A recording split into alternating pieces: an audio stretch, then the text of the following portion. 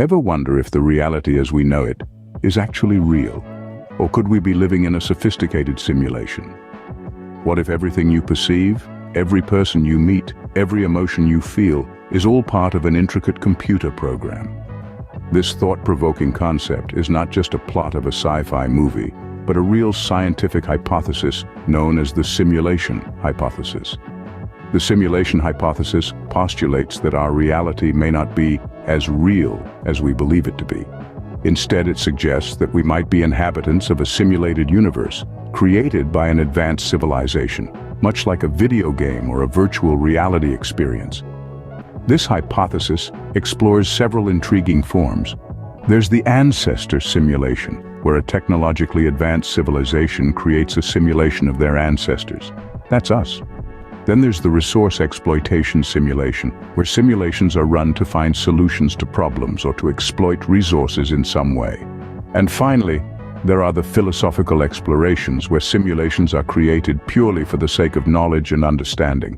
But why should we entertain such a mind-boggling idea? Well, the purpose of this video is to delve into the different aspects of the simulation hypothesis. We will explore its technological feasibility, the implications it has for our understanding of reality, and the various challenges and criticisms it faces. We will also touch upon the historical context of this hypothesis, its ethical considerations, its impact on various fields, and how future advancements may shed light on its plausibility. And of course, we will take a look at some alternative explanations for our reality. However, let it be clear that we are not here to provide definitive answers, but rather to encourage a thought-provoking exploration of this fascinating hypothesis. After all, the quest for truth is a journey, not a destination. So are you ready to question your reality? Are you ready to step beyond the boundaries of the known and venture into the realm of the unknown? If so, buckle up.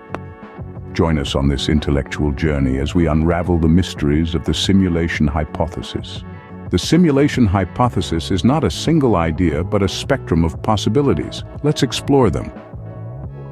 The simulation hypothesis, in its broadest sense, proposes that our reality could be a computer-generated simulation. This idea takes on several forms, each fascinating in its own right. Ancestor simulations, for instance, suggest that a future civilization might simulate their past, essentially recreating our present.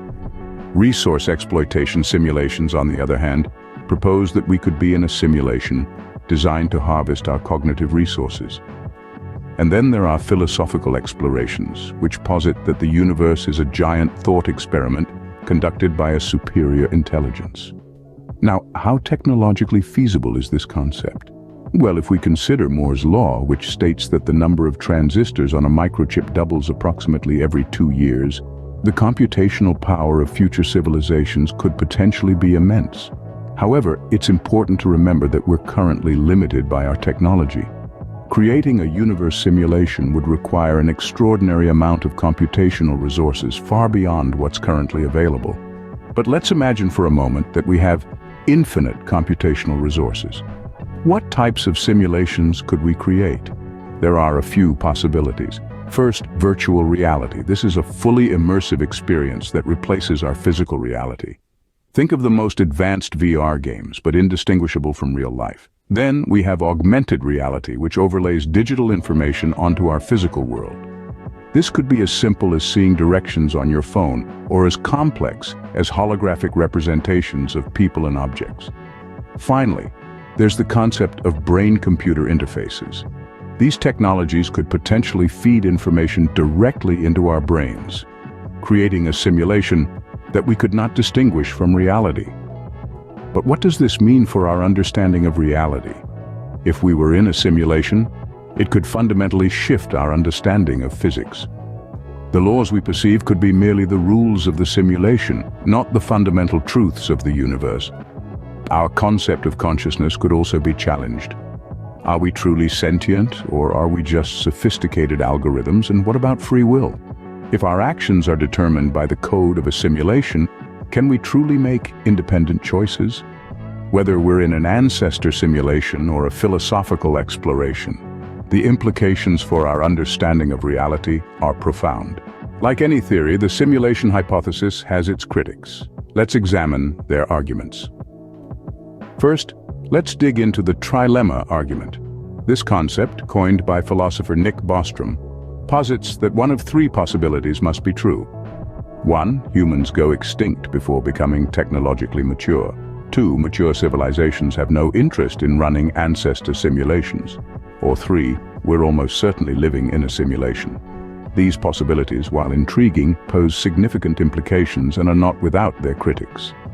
Some argue that the trilemma is based on unproven assumptions about the future of technology and human behavior. Next up, we have the logical and observational limitations. The simulation hypothesis, by its very nature, is difficult to prove or disprove with our current understanding of reality. It's like trying to peer beyond the edge of the universe. We simply don't have the tools or the knowledge to do so. Critics argue that until we can observe or measure some aspect of our reality that unequivocally points to a simulation, the hypothesis remains speculative. This brings us to the philosophical criticisms. One notable counter-argument here is the many worlds interpretation of quantum mechanics. This perspective suggests that all possible outcomes of quantum measurements are realized in some world or universe. If this is the case, it could undermine the simulation hypothesis, as it offers a different explanation for our reality. Critics argue that embracing the simulation hypothesis may lead us down a philosophical rabbit hole, distracting us from other potentially fruitful avenues of exploration. Finally, let's consider the practical limitations. The computational resources required to simulate a universe down to the quantum level are beyond staggering. Critics argue that even a super-advanced civilization might struggle to muster such computational might. Furthermore, the motive for creating such a simulation remains unclear. Would an advanced civilization really spend inordinate amounts of resources to simulate their ancestors, or to create a reality like ours? The absence of a clear motive weakens the case for the simulation hypothesis. Each of these criticisms presents a significant challenge to the simulation hypothesis. From the logical and observational limitations to the philosophical and practical criticisms, there's plenty of room for healthy skepticism. However, it's important to remember that the strength of a scientific theory often rests not only in its ability to withstand criticism, but also in the questions it raises and the exploration it inspires. So, while the simulation hypothesis may be a long way from being universally accepted, it continues to provoke thought and discussion about the nature of our reality. It pushes us to question, to explore, and to strive for a deeper understanding of our universe and our place within it. While these criticisms challenge the simulation hypothesis, they also push us to explore our understanding of reality. The simulation hypothesis has far-reaching implications that extend beyond the realm of science fiction. Let's start by stepping back in time. The concept of an artificial or illusory reality isn't new. It dates back to ancient philosophers like Plato, who proposed the allegory of the cave, a thought experiment questioning our perception of reality. Fast forward to the 21st century, and Oxford philosopher Nick Bostrom formalized it into the simulation hypothesis we know today. This historical context shows how our understanding of reality has always been a subject of intense scrutiny and fascination. Now, let's delve into the ethical considerations. If we are living in a simulation, it raises profound questions about consent, purpose, and the nature of our existence. Did we agree to participate in this simulation, or were we placed here without our knowledge or consent? These questions touch on the essence of free will, human rights, and personal autonomy. It also begs the question of purpose. If our reality is simulated, what's our role in it? Are we mere pawns in a grander scheme, or do we have a meaningful part to play? Moving on, the impact on different fields is extensive. In physics, the simulation hypothesis could potentially explain some of the weirder aspects of quantum mechanics. In philosophy, it stirs debates about consciousness, reality, and existentialism. In computer science, it drives research into virtual reality, artificial intelligence, and quantum computing. Even in religion, the idea of a creator or creators designing and controlling a simulated universe echoes many religious beliefs, further blurring the lines between science and spirituality. As for future considerations, advancements in technology and understanding could either support or debunk the simulation hypothesis. Quantum computing, for instance, might one day have the computational power to create a simulated universe, lending credence to the hypothesis. On the other hand, a better understanding of consciousness and the nature of reality might throw up insurmountable obstacles, rendering the hypothesis implausible. And of course, there are alternative explanations for our reality. The Boltzmann Brain theory proposes that it's more likely for a single brain to spontaneously form in the universe than an entire universe as we know it. The holographic universe hypothesis posits that our three-dimensional reality is a projection of information stored on a distant two-dimensional surface. These theories, like the simulation hypothesis, challenge our conventional understanding of reality and push the boundaries of our imagination. The simulation hypothesis, whether true or not, encourages us to question our perception of reality and the nature of existence. In the end, the simulation hypothesis remains a tantalizing mystery. It's a concept that touches the boundaries of our understanding, questioning the very fabric of our reality. It's a hypothesis that's as intriguing as it is elusive, as profound as it is paradoxical. We've journeyed through the intricate details of this hypothesis. We've delved into its various forms, from ancestor simulations to philosophical explorations. We've pondered over the technological feasibility of such a simulation, considering the potential capabilities of future civilizations and the implications of Moore's law. We've explored the different types of simulations, from virtual reality to brain-computer interfaces, and how they might shape our perception of reality. We've also grappled with the challenges and criticisms of the simulation hypothesis. We've examined Bostrom's trilemma, a compelling argument that presents three possibilities, each with significant implications. We've discussed the logical and observational limitations, and how we can't conclusively prove or disprove the hypothesis with our current knowledge and understanding.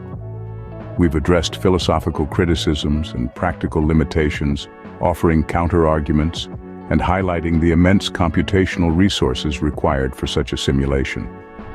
In the backdrop of these discussions, we've also touched upon the historical context of this idea, tracing its roots back to figures like Plato. We've pondered over the ethical considerations of living in a simulation, questions of consent and purpose. We've explored how this hypothesis might impact various fields like physics, philosophy, computer science, and religion.